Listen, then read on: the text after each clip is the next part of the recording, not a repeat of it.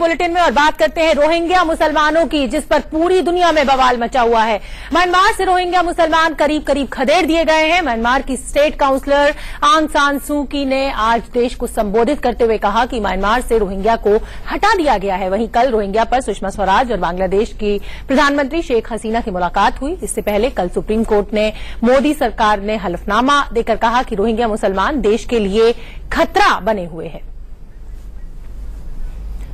Rohingya मुसलमानों को Myanmar से करीब करीब हटा दिया गया है। म्यांमार की स्टेट काउंसलर आंग सान सू की ने कहा कि रोहिंग्या मुसलमानों ने देश में हमले किए हैं। सूकी ने कहा कि रोहिंग्या मुसलमानों ने आम लोगों पर हमला किया, जिसके बाद ये कार्रवाई की गई। संसद में भाषण देते हुए सूकी ने आरोप लगाया कि रोहिंग्या मुसलमानों ने आतंकवाद फैलाया है। हमने शांति की हर कोशिश की, लेकिन म्यांमार को आतंकवाद से लड़ना पड़ा। धर्म और जाति के आधार पर कोई भी बख्शा नहीं जाएगा। ये उनकी स्टेट काउंसलर का बड़ा बयान है रोहिंग्या मुसलमानों को लेकर। भारत लगातार दबाव बना रहा है, रोहिंग्या मुसलमानों को निकालना चाहता है। रोहिंग्या पर दुनिया में बवाल क्यों मचा हुआ है और भारत में कहां-कहां रोहिंग्या मुसलमान फैले हुए हैं, जानने के लिए चलते हैं न्यूज रूम में राजीव के पास। शोभना, रोहिंग्या मुद्दा काफी इस वक्त गर्मा गर्म है और तमाम जगह इसी पर बहस हो रही है। आखिर क्या है और कहां पर है इन रोहिंग्याओं की हालत और भारत में कहां बसे हैं। हम ग्राफिक्स के जरिए यहां पर बताने की कोशिश करते हैं कि रोहिंग्या मुसलमान म्यांमार से इनको भगा दिया गया है। जैसा कि आज आंग सान सू की ने भी ये बात साफ कर दी कि ये लोग आतंकी हैं। साफ तौर पर इन्हीं के ऊपर सवाल दिया। म्यांमार से भागकर रोहिंग्या मुसलमानों ने बांग्लादेश और भारत में शरण ली है। भारत के कई इलाके हैं जहां पर इन्होंने शरण ली हुई है और बांग्लादेश में भी। म्यांमार रोहिंग्या को अपना नागरिक नहीं मानता। यहां पर म्यांमार रोहिंग्या को अवैध बांग्लादेशी कहता है। यह खास बात यहां पर बांग्लादेश और भारत में भी इनको नागरिकता अब तक नहीं दी गई है।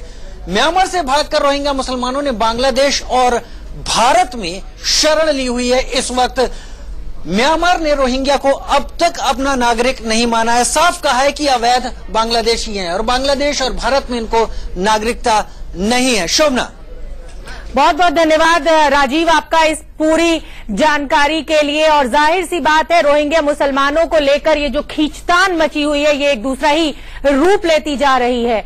रोहिंग्या मुसलमानों की अगर बात करें तो जिस पर पूरी दुनिया की इस समय नजर है और बवाल मचा हुआ है, म्यांमार से रोहिंग्या मुसलमान करीब करीब खदेड़ दिए गए हैं। म्यांमार की स्टेट काउंसलर आंग सान सू की ने आज देश को संबोधित करते हुए संसद में जो भी बयान दिया वो हमने आपको बताया था और भारत ने भी मना कर दिया है और बांग्लादेश ने भी मना कर दिया है। बहुत अजीब से हालात ये रोहिंग्या मुसलमानों को लेकर पैदा हो चुके हैं। म्यांमार कहता है हमारे नागरिक नहीं है, भारत उनको भगाना चाहता है, बांग्लादेश भी उनको जगह देने के लिए तैयार नहीं है। तो कहीं ना कहीं ये जो खींचतान पूरी रोहिंग्या मुसलमान पर मची हुई है, ये हम आपको बता रहे हैं मैप के जरिए कि रोहिंग्या मुसलमान कहां है। एक बहुत बड़ा तबका जो है वो जम्मू में इनका मिलता है। दिल्ली में भी कुछ इलाके हैं जहां पे रोहिंग्या मुसलमान है।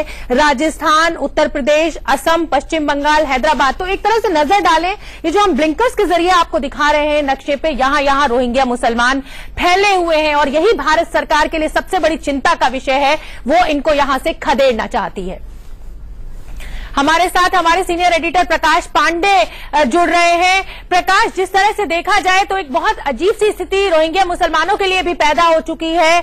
म्यांमार उनको अपना नागरिक मानता नहीं है, भारत और बांग्लादेश उनको नागरिकता देने के लिए तैयार नहीं है। तो आखिर वो है कहां के?